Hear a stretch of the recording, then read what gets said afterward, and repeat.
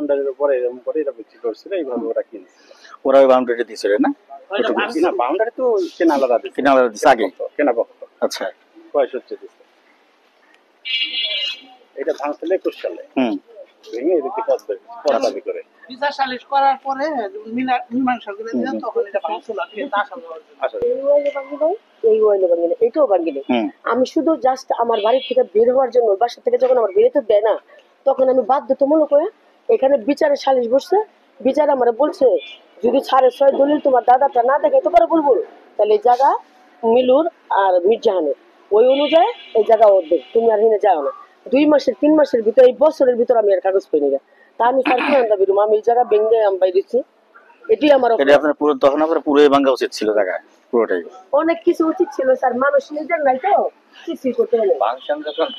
পুরোটাই ভাঙতে। আমি যেহেতু জমি আপনার 20 বছর বসে রয়েছে এখানে লয়ে, বাউন্ডারি করে লয়ে।